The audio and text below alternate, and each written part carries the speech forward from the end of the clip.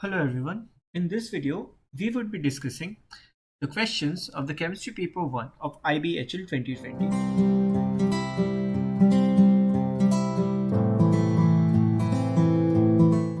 Let's start with the first question. So in this question, you are asked to calculate the total number of carbon atoms in 12 grams of ethanoic acid. Okay. Now, to do this question, to solve this question, firstly, we need to know that we have two atoms of carbon. We have two atoms of carbon in one molecule of CH3 COOH. Okay, so I can extend it and I can write that there are 2 moles of carbon in 1 mole of ethanoic acid. Now, firstly, let's calculate. So this is the first step in solving this problem. Okay, in the next step, let's calculate the moles of ethanoic acid. Okay, so NCH3 COOH. This would be equal to your 12 grams is the given weight divided by the molar mass. It is 60 grams per mole. So what we get here is 1 by 5 moles. Okay. Now we know that in 1 mole of ethanoic acid we have 2 moles of carbon. So in 1 by 5 moles, obviously you will have 2 times of the moles of ethanoic acid as the moles of carbon.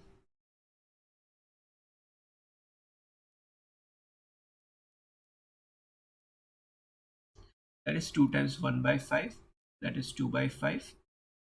So finally, when we are calculating number of atoms, it would just be the moles of carbon times the Avogadro number. So it's 2 by 5 times 6.022 into 10 to the power 23. It approximately would come out as 2.4 times 10 to the power 23. So in the first question, this corresponds to option D. So in the first question, our answer is option D. Now let's move on to the second question.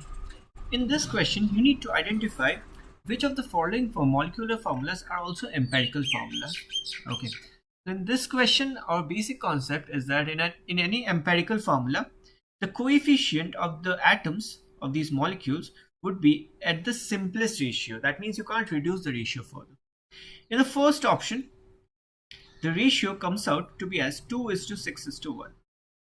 And we can't reduce this further. So this is an empirical formula. Okay. In the second one, you can see that the ratio comes out to be as 2:4:2. Now I can reduce this ratio. I can divide all of these numbers by 2 and I can get 1:2:1. So the second one is not an empirical formula. And the third one, the ratio comes out to be as 5:12, and this is again in the simplest whole number. So option 1 and 3, these are the two empirical formulas, and it corresponds to option B. So in question 2, option B is the correct answer. Now let's move on to question 3. In this question, there is a slightly difficult question.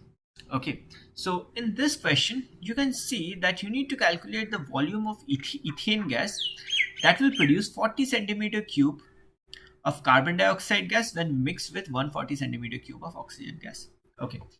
So firstly, to solve this question, we need to know the analogy that we can directly convert volume to moles.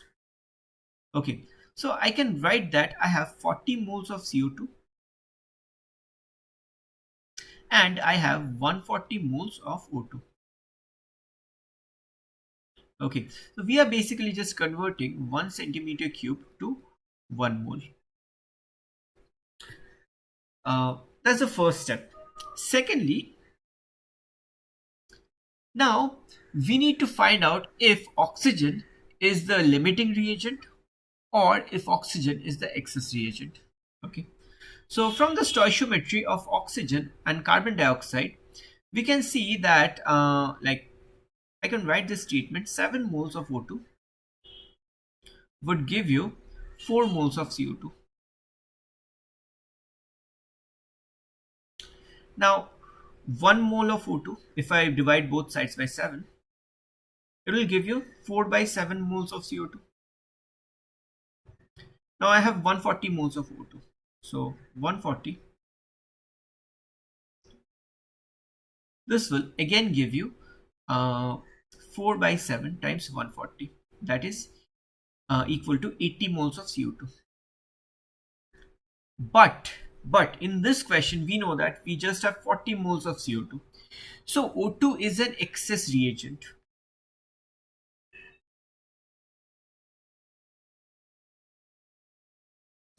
While our ethane would be our limiting reagent.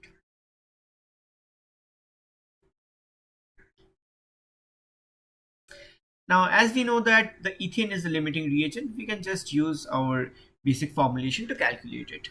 We know that 40 moles of CO2 is produced. So from the stoichiometry of ethane and CO2 now, we know that 4 moles of CO2 is produced from 2 moles of C2H6. Now I can say that 1 mole of CO2 is produced by half mole of C2H6. Like you're just dividing both sides by 4, and finally I can say that 40 moles of CO2 is produced by 20 moles of C2H6.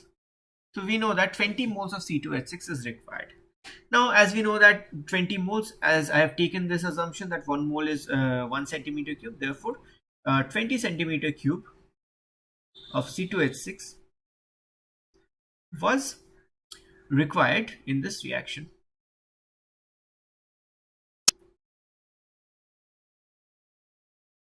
So 20 centimeter cube means option B. So option B is our correct answer. Now let's move on to question 4. In this question, you are given a graph that shows the percentage abundance and on the y-axis and the mass to charge ratio on the x-axis, and you need to calculate the relative atomic mass of this element. So for these questions we have already discussed. There is a very simple formula, that is your relative atomic mass is summation of mass times percentage abundance divided by 100. So what does this mean? You need to multiply each of these masses with their percentage abundance and add them together. Okay, so I can basically write AR equals, so first the mass is 24, and you can see the percentage abundance is nearly 80, so I can just assume it to be 80. Okay, next the mass is 25, and you can see the percentage abundance is midway between 0 to 20, so it's approximately 10. And finally, even for the last one, your mass is 26, and again it's somewhere around 10, so I can just take it as 10, and I would divide it by 100. So upon using our calculator, we would get that the AR, or the relative atomic mass, comes out to be as 24.3 grams. Okay, that is option B. So in this question, our answer is option B. So let's move on to question 5. In this question, we need to identify which element is in group 13. It's again a fairly simple question. To solve this question, let's just pick up any element that's in group 13. Let's say aluminium. Okay, aluminium has 3 valence electrons. Okay, so after losing 3 valence electron, aluminium attains a noble gas configuration. So we know that removing an electron from a noble gas configuration is very difficult. So we should look for, in each of these options, we should look for in which option there is the highest jump between the third ionization energy and the fourth ionization energy. And obviously that's in option B. You see that there is approximately around 8,000 plus jump in the energy. So option B is the correct answer to question 5. Now let's move on to question 6. In this question, you need to identify the correct trend on going down on group 1 and 17. Okay, so specifically you should go down from group 1 and group 17. Okay, so our 4 options are melting points and boiling point, increase, decrease, then electronegativity and ionization energy. So always remember, melting point, it doesn't depend much on going down the group. Okay, so we would wouldn't consider these two in our answers. So now electronegativity and ionization energy. Firstly, you know that as we go down a group, electronegativity decreases. For example, if you have fluorine, chlorine, bromine, iodine.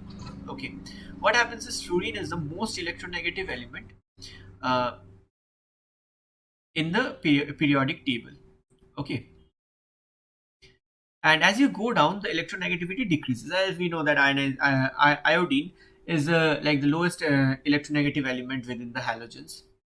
So electronegativity increase would be wrong, but as we go down the group, what happens is more and more shells gets added to that of the element. So as a result, the distance between the electrons in the outermost shell and that of the nucleus increases. And as a result, the ionization energy, that is the energy to remove the electron from the outermost shell, that decreases, and hence option D is the correct answer to this question. Now moving on to the next question. In this question, you have to identify that which oxide will give the lowest solution when lowest pH when dissolved in water. So we have four options. Now starting with the first one, P4O10. Okay, when we dissolve P4O10 in water, what we get is basically H3PO4 or phosphoric acid. Okay, to balance this, we will just put 4 here and 6 here. So as it is an acid, its pH would be much less than 7. Its pH is approximately like 3. Okay. Next is SiO2. SiO2 dissolves in water, but there is no reaction. Okay. Again, Al2O3 generally doesn't dissolve in water. Okay. Even if it dissolves, okay, the pH of the solution comes out to somewhere around 7. Somewhere around 5. Okay. 5, yeah. But finally, MgO, when you dissolve MgO in water, what you get is MgOH whole twice.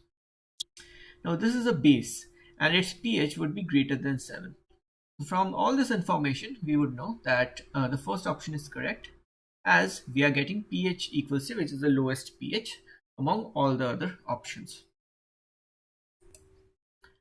Now, in this question, we need to identify which of the statements are correct. So there are three statements. The first statement says zinc is not a transition element, and I believe this is true because whenever we are defining a transition element, so transition element is any of these elements which have an partially filled d orbital. So any element having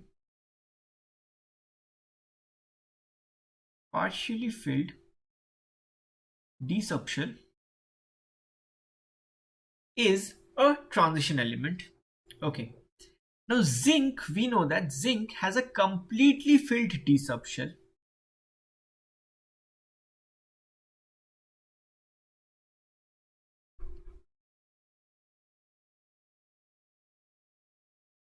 Hence, zinc is not exactly a transition element. Hence, our first option is correct. Second is ligands. Ligands are Lewis bases. And I believe this is true too, because whenever you have a ligand, ligands always have, ligands should at least have one lone pair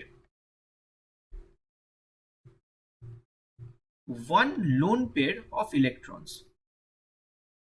Now this lone pair, it donates this lone pair to the central metal ion. Okay, so at least ligands should have one lone pair. So as ligands are electron donors, we can directly say that ligands are Lewis bases. This is also true. The magnesium chloride is paramagnetic. That is the third statement. To check this, just write the electronic configuration of central ion. Central ion in this case is Mg2+. The electronic configuration of Mg2+ is 1s2, 2s2, 2p6. We can see that all of the orbitals of Mg2+ are completely filled. There is no orbital that is partially filled. Okay, and as all the orbitals are completely filled, I can safely assume that Mg2+ is paramagnetic in nature. So all of the three options are correct, and option D is the correct answer to this question. Now in this question, you need to identify that which of these species contains the shortest carbon to oxygen bond length. Okay. Now, again, to solve this question, what we need to do is we need to draw the structures of each of the given compounds. So this is the first one. This is the second one. This is the third one. This is the fourth one. We know that double bonds, okay, are stronger than single bonds. So obviously double bonds length would be shorter than that of single bonds. So our first two options can be neglected from this fact. Okay. Now in these two options, check option C. In option C, we have an extra negative charge on an oxygen. This negative charge is actually in conjugation with this double bond. Okay. What happens is we have this we have a resonance stabilized structure. Okay, so these two bonds, this bond is not exactly a double bond, this bond is not exactly a single bond. Both of the bonds are somewhere in between a double bond and a single bond due to this conjugation. But in the last compound, we see that this bond, there is no conjugation here. Okay, so this bond is definitely a double bond and this is definitely a single bond. So as it is a definite double bond, so I can say that this bond length would be the shortest. So option D is the correct answer.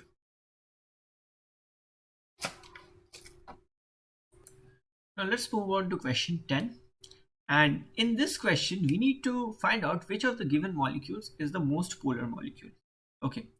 So firstly, we know that CF4 and CCl4, these two are non-polar compounds. So these can never be the answer. Why are they non-polar? Because there is a symmetric distribution of fluorine and chlorine molecules around carbon in these two molecules, and as a result the dipole moments due to this fluorine and chlorine will get cancelled out, and hence this molecule would be non-polar in nature.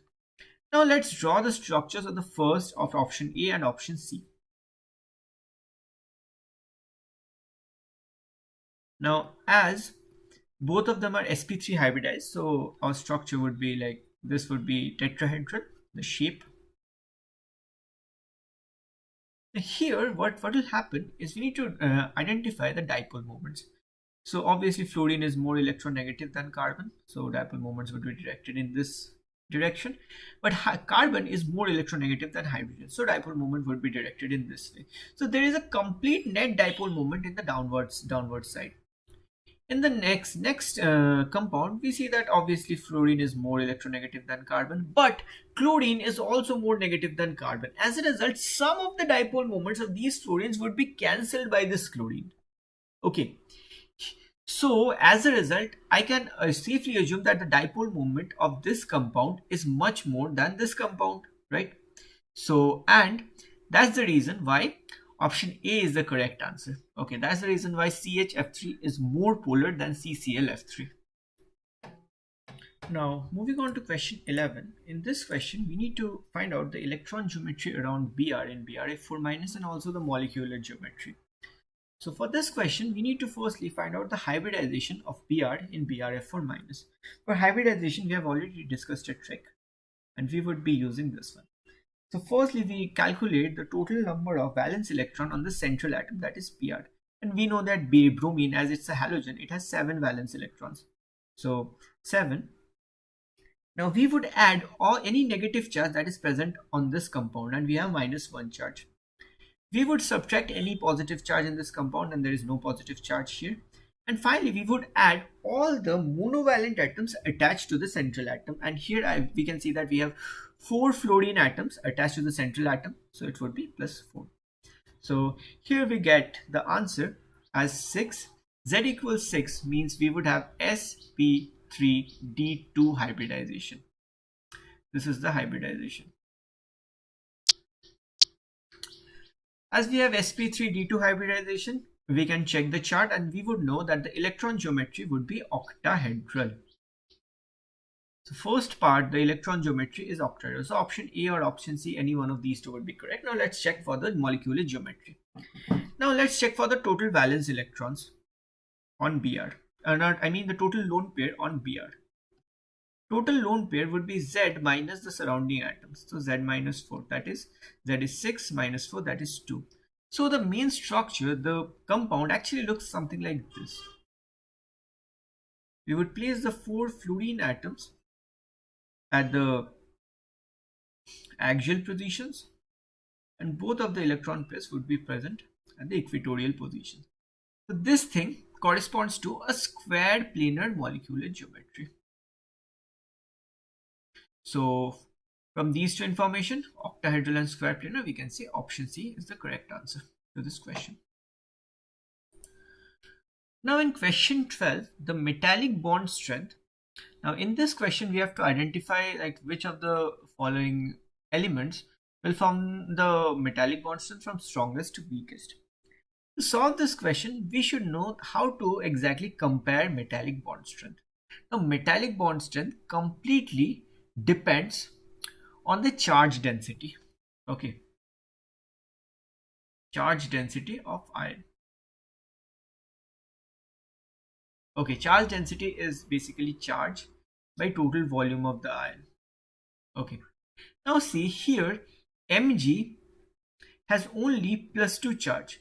Rest, Na, potassium or rubidium, all of them have a +1 charge in their ionic state, because these three elements belong to group 1 and Mg belongs to group 2. Now Mg, now in these three, Na has the smallest size.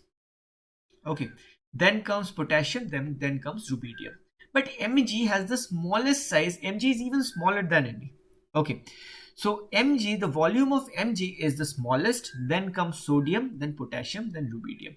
So I can just assume, from this information, I can say that charge density of magnesium is more than that of sodium, and sodium is more than that of potassium, and potassium is more than that of rubidium. So finally, it's Mg greater than Na, greater than potassium, greater than rubidium. So option D is the correct answer to this question. Now moving on to question 13. In this question, we need to identify which statement is correct. So there are a lot of statements. So let's read each one of them. O3 bond dissociation occurs at longer wavelength of light than O2 bond dissociation. O3 bond dissociation occurs at higher energy than O2 bond dissociation.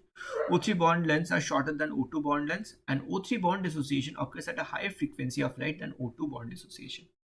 Firstly, let's draw the structures of O3 and O2. O3 is basically the structure.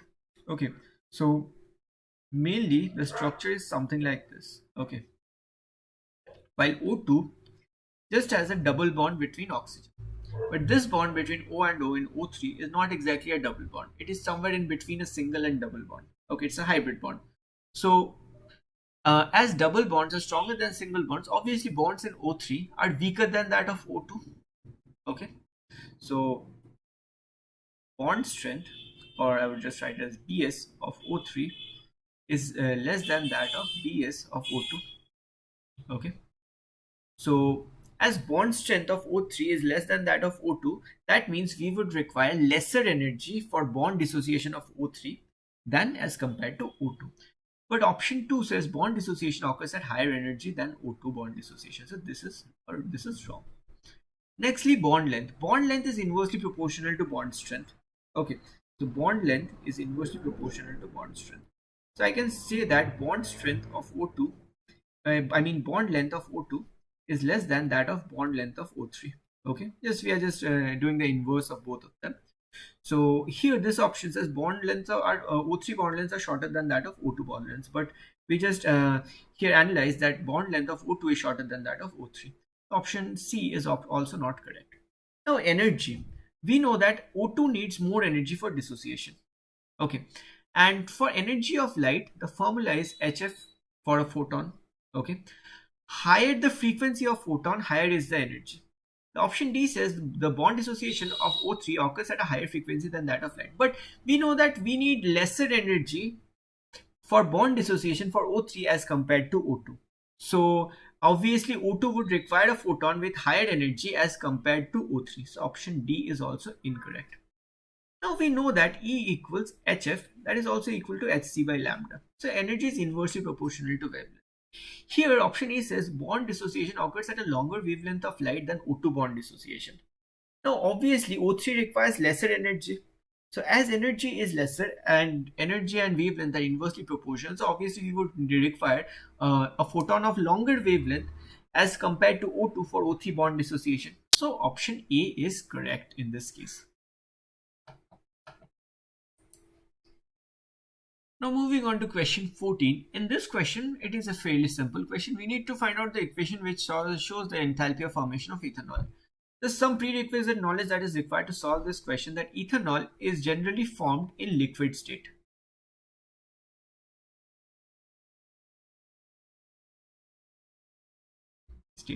Okay, but in this first A and B, in these two options, ethanol is formed in gaseous phase. So A and B are ruled out in this way.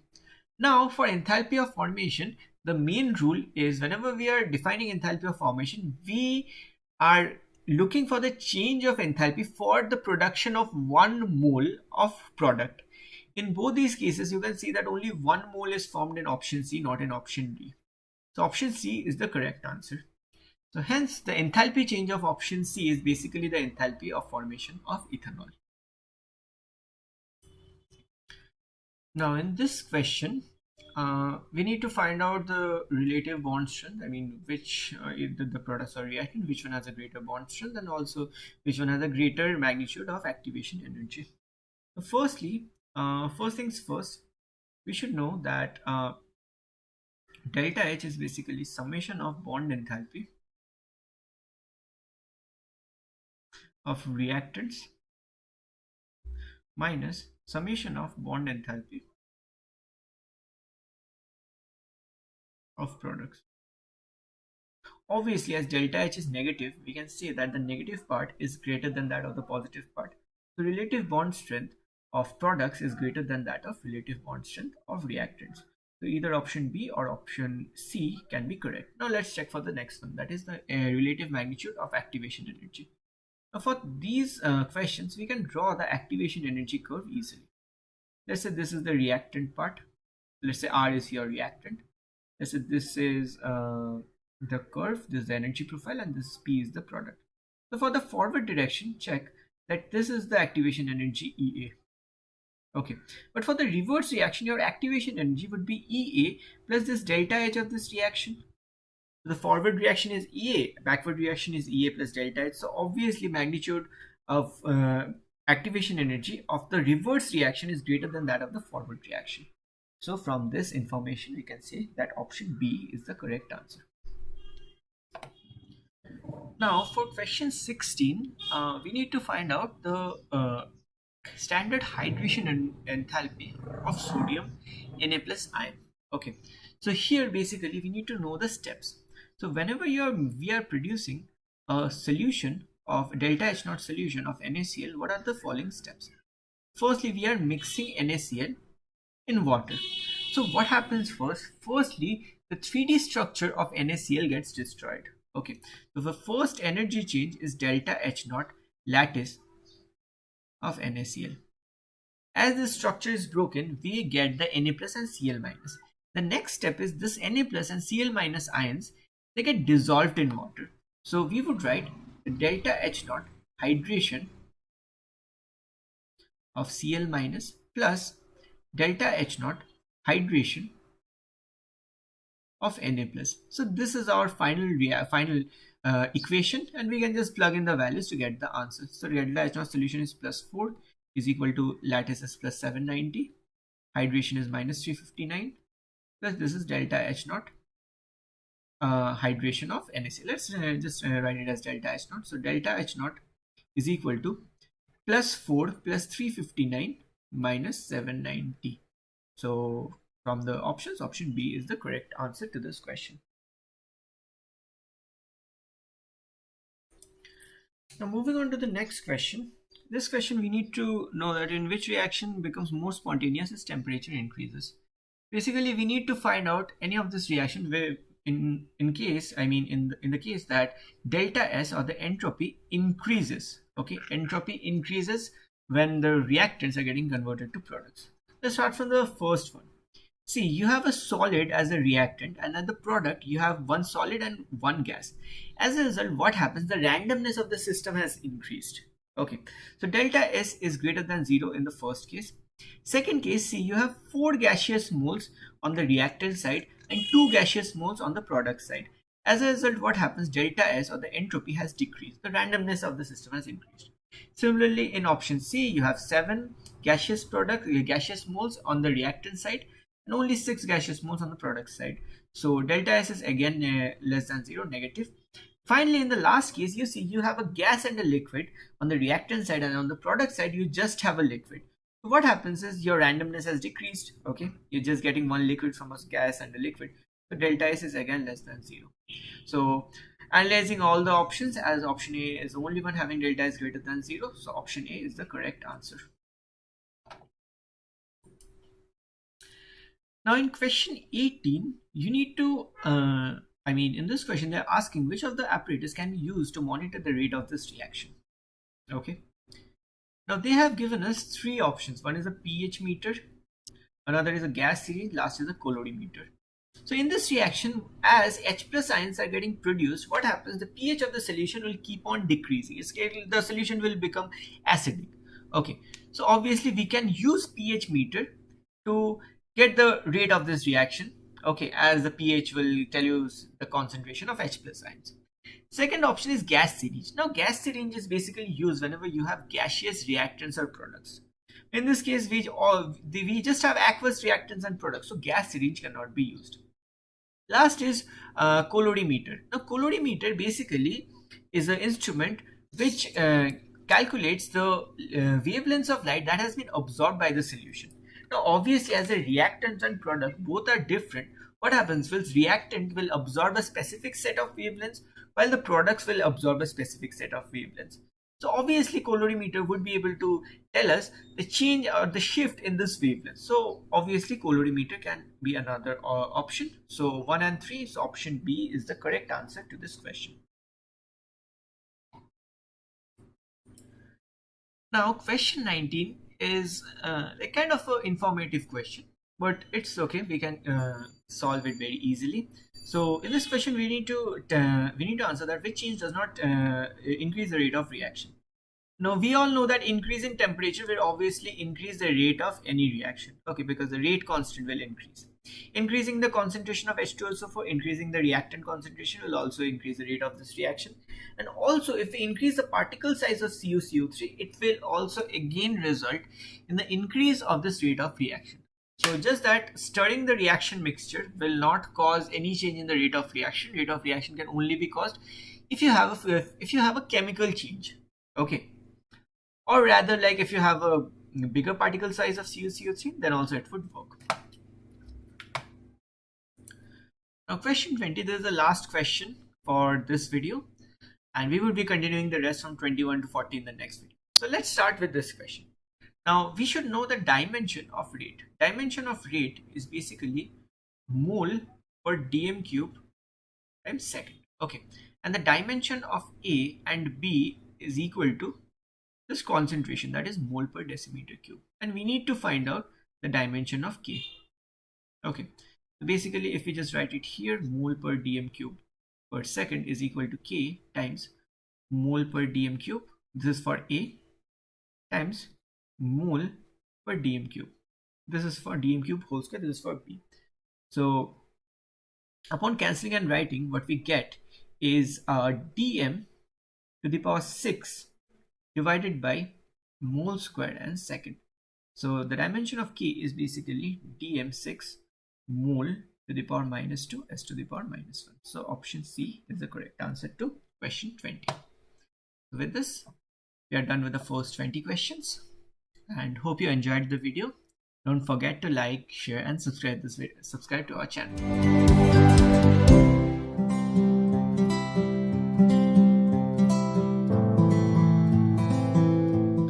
So hello everyone. In the previous chemistry lecture, we discussed the first 20 problems of IBHL 2020 chemistry paper 1. And in this video, we would be discussing the problems from question 21 to question 40. So let's start with the paper. The first question asks us that which graph represents the relationship between rate constant K and temperature T in Kelvin.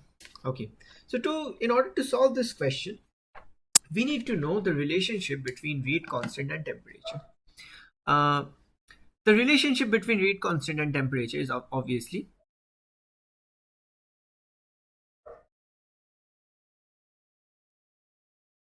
okay.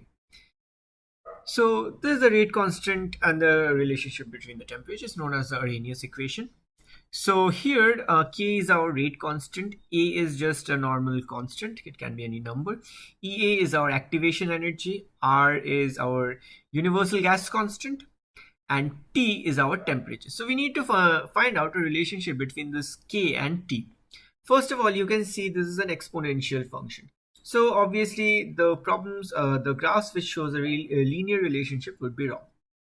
Now when T is 0, okay, when T is equal to 0, I know that this base will be 0, so it is basically e to the power minus infinity. So K, when T is 0, K would be equal to e to the power A e to the power minus infinity. This means that e to the power minus infinity is again 0. So K equals 0. So K would start from 0, that is from this graph, and it would keep on increasing. We know that as temperature increases, our rate constant also increases. Okay, so for question 21, the correct answer is option C. So let's start with question 22. So in this question, we were asked to find out what would happen to the position of equilibrium when the equilibrium constant Kc when temperature increases. So firstly, when temperature increases, what happens is the temperature of the surrounding increases. By Le-Chatelier principle, we know that this reaction will try to reverse the effect. So as this is an endothermic reaction, as the reaction absorbs heat, what will happen to decrease the temperature of the surrounding? It will absorb more heat. Now this reaction is endothermic in the forward direction. So as the reaction proceeds towards the forward direction, more and more heat will be absorbed by this reaction. So the position of equilibrium will shift right when we increase the temperature. So either of option C and D could be the answer. Now let's check for Kc. Now first things first, whenever we are increasing the temperature, equilibrium constant can only be changed if we change the temperature. Okay, so by that logic, we can say that option C isn't the correct answer. Another thing that we know is if a reaction is endothermic,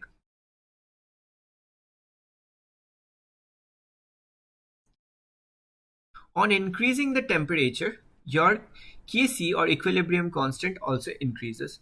It happens the other way around for an exothermic reaction. So in this case, option D is the correct answer. Now moving on to the next question. In this question, we need to find out which statement is correct for a spontaneous reaction. Okay, so by thermodynamics, I know that for a spontaneous reaction, delta G naught delta G should be negative. Okay, so delta G should be less than 0. So either of option A or B would be the answer. We know that. Now another thing, if the reaction has to be spontaneous in the forward direction, Kc should be greater than 1. Okay, so basically the logic says that if Kc is greater than 1, reaction is spontaneous in the forward direction. Or if Kc, if it's less than 1, it is spontaneous towards the backward reaction. Okay, so by these two logics, for question 23, option A is the correct answer.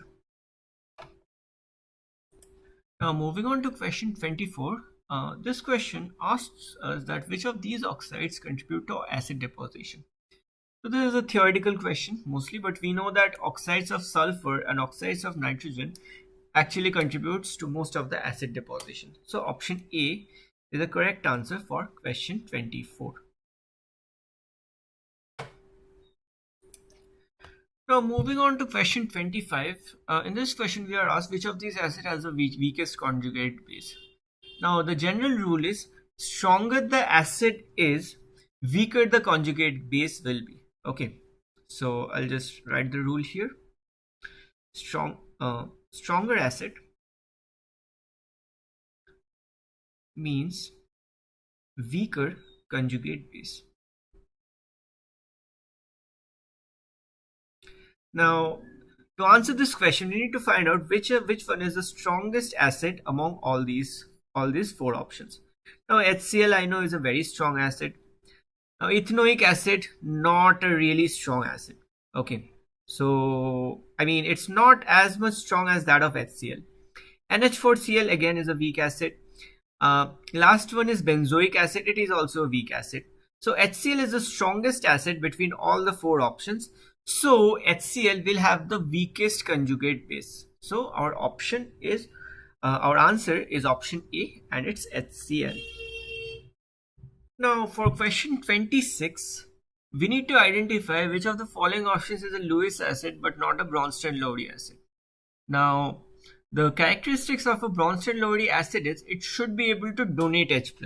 Okay, so not a Bronsted-Lowry acid means that option B and option D won't be our answers because both of them can donate H+ ions. So what is a Lewis acid? Lewis acid is basically an electron acceptor. Any species which can accept electrons can be termed as a Lewis acid.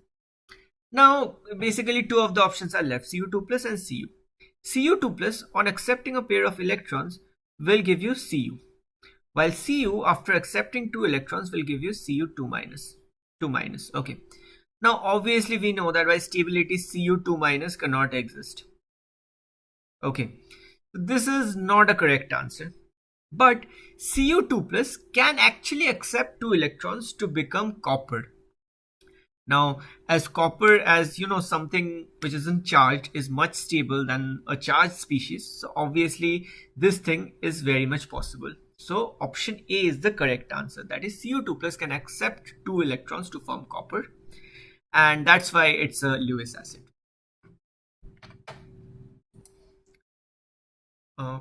Now for question 27, you need to find the pH of ammonia solution that has this OH minus concentration. Now firstly calculate pOH. pOH is log of OH minus. That's minus log of OH minus, sorry. It would be minus log 10 to the power minus 4.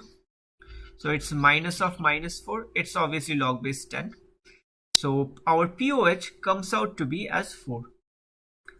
Now we know the law that pH plus pOH is equal to 14. So pH is basically 14 minus pOH. That is like 14 minus 4. So the pH of our solution is 10. So option C is the correct answer. For question 28, we need to find out the oxidation state of oxygen in the following three molecules. So firstly, in O2, what happens is there is no electronegativity difference. There is a non-polar molecule. So both of the oxygen atoms in O2 has zero oxidation state. So either of options B or C would be correct. Now let's check for OF2. In OF2, fluorine is more electronegative than oxygen. So fluorine would be assigned a negative oxidation state, while oxygen will have a positive oxidation state. So fluorine in general has a -1 oxidation state. Not in general, fluorine has only -1 oxidation state. So in this compound, you know, X minus 2 is equal to 0 as it's neutral. So X is basically +2. So oxidation state of oxygen in OF2 is +2. So from this two information, we know that option C is the correct answer, but let's check for H2O2. For H2O2, oxygen is more electronegative than hydrogen. So we know that oxygen will have a negative oxidation state. Now let's try to directly find out using a formula. For hydrogen, we know that the oxidation state of hydrogen when it's combined with a non-metal is +1. So 2 times, let X be the oxidation state of oxygen. So 2X plus 2 times +1 will be equal to 0 as it's uncharged. So that's why our right side is 0. So X in this case becomes -1. Okay, so the oxidation state of oxygen in H2O2 is -1. So yeah, option C is the correct answer. Now let's continue with question 29. In this question, it says that iron is a stronger reducing agent than silver.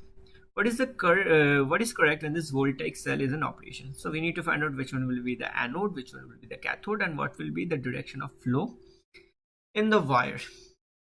So again, to solve this question, iron is a stronger reducing agent than silver. That means iron is the reducing agent here. So basically iron is getting oxidized, while silver is getting reduced. Okay, so here what's happening is, in this side we are converting Fe to Fe2 plus, 2 electrons. Okay, and on this side Ag plus, this electron is getting converted to silver solid. Okay, so the part of the cell where oxidation occurs is known as the anode. Okay, the part of the cell where reduction occurs is known as the cathode. Okay, this information, anode is iron, cathode is silver. So any of the options C and D can be a correct option. Now let's check for the direction of electron flow. Now electrons are generated on the right side, okay, and electrons are used on the left side. So right side has a excess amount of electrons. So these electrons will travel all the way from this wire to this electrode, where it will get used up to form silver solid. Okay, it'll get used up here. What happens is the electron is flowing from the right side, that is from the anode, okay, to the cathode. So for question 29, option D is the correct answer. Now let's start with question 30. So in this question, we need to find out which condition deposits the greatest weight of copper when solutions containing copper ions are electrolyzed for 10 minutes. So let's start by writing the formula. So we have derived a general formula, that is weight is equal to molar mass times current times time divided by your Faraday constant, that is 96500, times the charge on the ion. Okay, let's say the charge. Let's just write it here. So in this question, our molar mass will remain fixed, obviously, because it's copper. This is the Faraday constant, and the time is also constant because in all of the cases we are passing it for 10 minutes. Okay, so let's club these three together, as we won't change it. T by 96500 times I by charge. Okay, so this is the weight. Now let's make it convert it to a constant K. Okay, so weight equals K times I times weight. In the first condition, or option A, your weight becomes K into 5 by 2, that's 5 by 2K. B, weight becomes K times 2.5 by 2.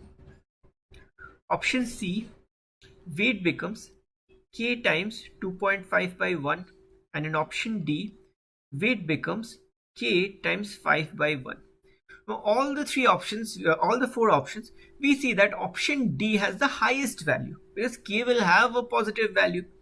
Okay, and that multiplied by 5 would be the highest values compared to K multiplied by 2.5 or K multiplied by 2.5 by 2 or K multiplied by 5 by 2. So option D is the correct answer here. Now for question 31, which statement is correct when the zinc spoon is electroplated with silver? Now in the process of electroplating, what happens is,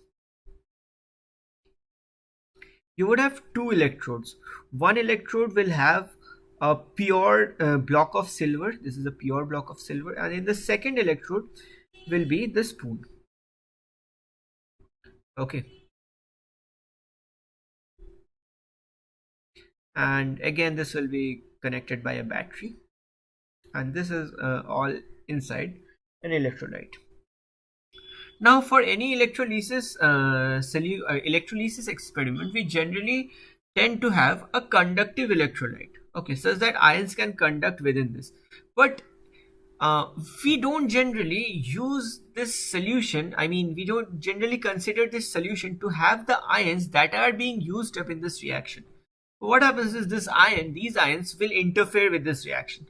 So option D won't be correct. Okay, we can't have zinc sulfate solution because zinc is an ion that is already present in the main reaction. Okay, now let's check for anode and cathode. So what happens is Ag will get converted to Ag plus an electron, and that Ag plus will come here. It will gain an electron and finally form Ag solid. Okay, so the Ag, that is the pure silver block, will act as the anode because oxidation is occurring through it, and this zinc spoon will be the cathode. This is because in the cathode you can see that Ag plus is taking up an electron. That means Ag plus is getting reduced. Okay, so anode is for oxidation, cathode is for reduction. So from the options below, cathode is silver. No, option C is the correct answer. The anode is made of silver. Now let's start with question 32. So in this question we need to write the IUPAC name of this molecule. Now firstly, to write IUPAC name we need to identify the longest chain. I believe this is the longest chain. Okay, and the longest chain contains 1, 2, 3, 4, 5, 6 carbon atoms. So it is a hexene chain because there is a double bond here. So either of option B or option D can be correct. Now let's try naming this compound. Now what's the correct method of naming? That is the lowest low control. We have already discussed lowest low control in some, we will discuss lowest low control in some video. So stay tuned for that. But here I'm directly writing the rule. So 1, 2, 3, 4, 5, 6. Now we have 3 methyl groups. Okay, and the position of methyl groups is 2, 3, 5. So the name would start with 2, 3, 5 trimethyl. And then we would write the word root, that is hex, and the suffix would be from 1, the double bond starts with the second carbon, so it would be hex 2ene. Okay, so for question 32, D is the correct answer. Now in the next question we need to find out which molecule will decolorize bromine water in dark. So for the rule for bromine water decolorizing a solution is that the solution should have a double bond or a triple bond. Okay, that's the rule we follow here. And in all of these, we can see that only hex 1ene has a double bond. So option C is the correct answer here. Rest of them all are saturated compounds. So obviously bromine water doesn't decolorize saturated solutions. Now for question 34, we need to find out a molecule which can be oxidized to a carboxylic acid by acidified potassium dichromate. Okay, to solve this question, let's just draw the structures of all the options. This is the first one. This is the second one.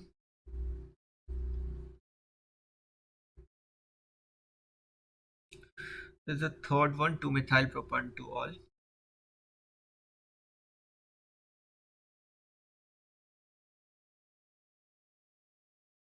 And this is the fourth one, that is propanol. Basically a ketone.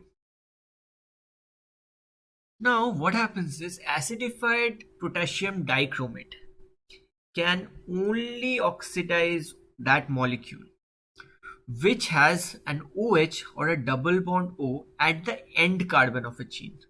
Okay, or at the terminal carbon. Here in option B, C, D, check that double bond O or OH is present on the middle carbon, which is not exactly the terminal carbon. So option A is the correct answer here, because here the OH is attached to a terminal carbon. So for 34, answer is option A. Now moving on to question 35, we need to identify which is the electrophile in the nitration of benzene. So basically for benzene nitration, if you remember, we generally add two things. Firstly is the H2SO4 sulfuric acid. Secondly is nitric acid. So the reaction goes something like this. You have this nitric acid. The structure of nitric acid looks like this. Firstly, nitric acid reacts with sulfuric acid.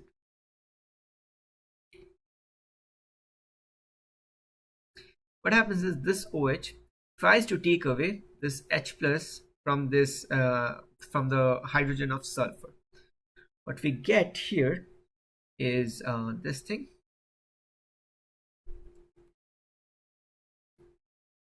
OH2 plus. Okay. Now in the next step, what happens is this negative charge on oxygen tries to form a bond with this nitrogen, and this bond breaks up. So finally what we get is this thing. So this is basically NO2 plus, and NO2 plus is the electrophile for the nitration of benzene. So what happens is the pi electron of a benzene ring, it then reacts with this NO2 plus, forms a bond with this nitrogen, and the reaction mechanism keeps going on. So option B is the correct answer to question 35. Now, in this question, we need to find out what would be the major product in the reaction between but1N and HBr. So but1N looks like this. Let's not draw it like this.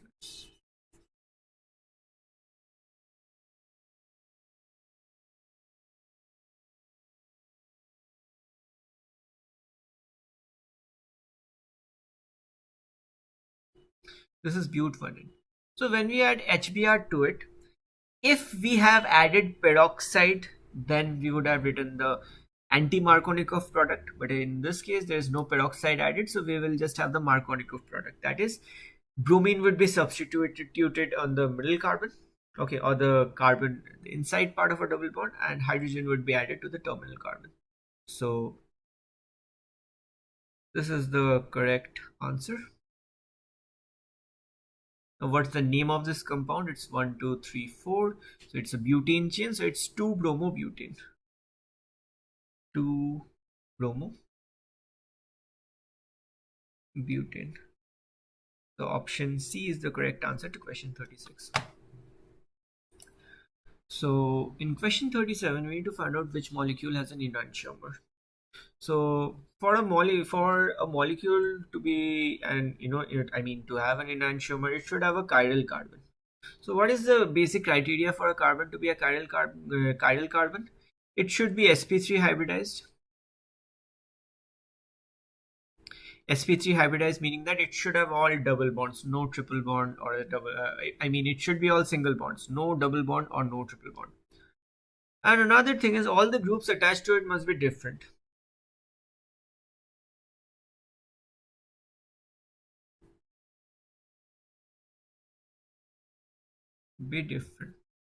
So let's start with A.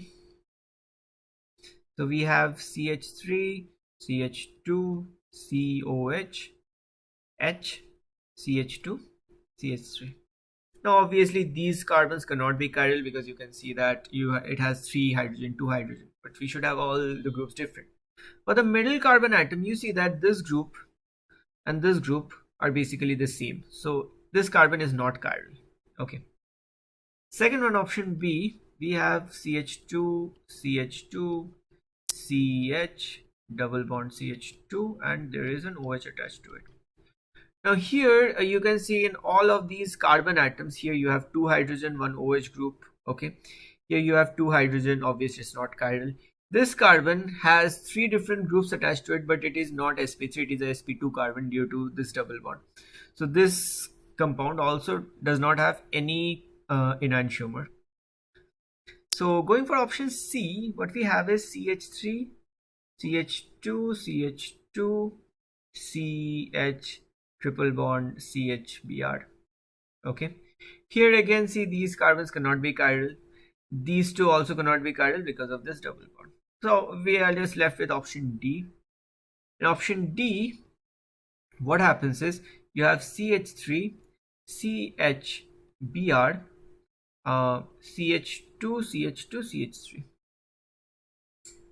Now in this thing, check that this carbon has all 4 different groups attached to it. One is this CH3, one is this Br, one is this hydrogen, and one is this propyl group.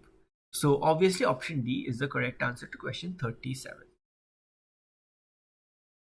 Now for question 38, this is again a very simple question. To solve this, firstly write out this formula.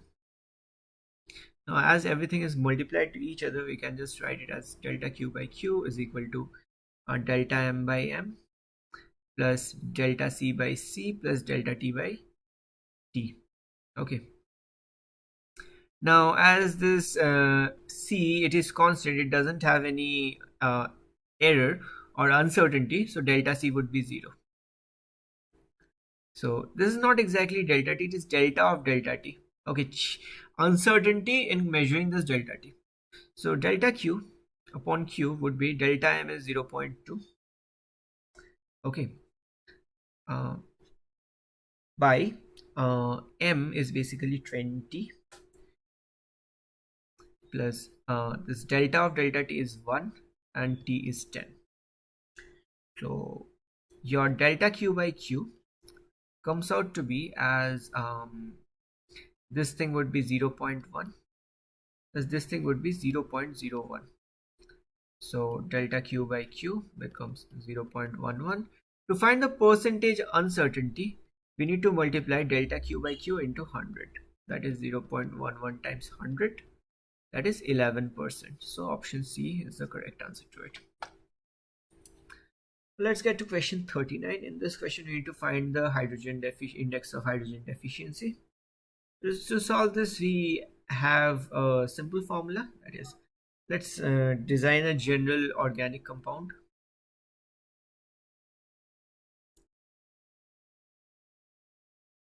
So here C is carbon and small c represents the number of carbon atoms.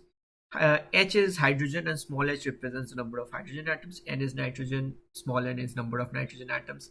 X is any halogen and small x is number of halogen atoms. O is oxygen and the small o is number of oxygen atoms.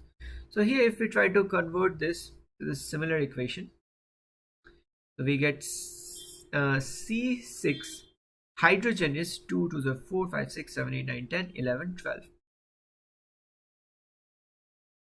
So this is the formula. Now for this IHD we have a direct formula, that is 2 times C plus 2 minus H plus N minus X divided by 2. Okay, now as there is no nitrogen and halogen in this compound, these two things would be 0. C is basically 6 here, so 2 times 6 plus 2, hydrogen is 12, so H is minus 12 by 2. So upon cancelling, we see that IHD comes out to be as 1. So option B is the correct answer to 39. Now this is the last question. In this question, we have been asked which of the following can be identified using infrared spectroscopy. And in infrared spectroscopy, we know that only functional groups can be identified. So for 40, answer is option E. So with this question, we come to an end to the IBHL 2020 Chemistry Paper 1. In the next video, I would be solving the IBHL 2020 Chemistry Paper 2, that is the long answer type questions. So till then, keep studying. Also, don't forget to like this video and subscribe to our YouTube channel for more IB related contents. Till then, goodbye. Have a nice day ahead.